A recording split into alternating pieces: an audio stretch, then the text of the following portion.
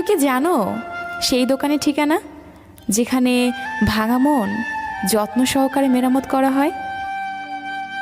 একজন মানুষ যতই শক্তিশালী হোক না কেন, প্রিয় মানুষটির কাছে সে সবসময় দুর্বল। মানুষ হারিয়ে গেলে খুঁজে পাওয়া যায়, কিন্তু বদলে গেলে আর পাওয়া যায় না। ভালোবাসা কখনো পুরানো হয় না, শুধু প্রয়োজনের পরিসমাপ্তি। প্রিয়জনকে কষ্ট দিতে বেশি কিছু লাগে না, অবহেলা করাটাই যথেষ্ট। যদি কখনো ভালোবাসতে, হাজার সমস্যার মাঝেও তাকে ছেড়ে যেতে না।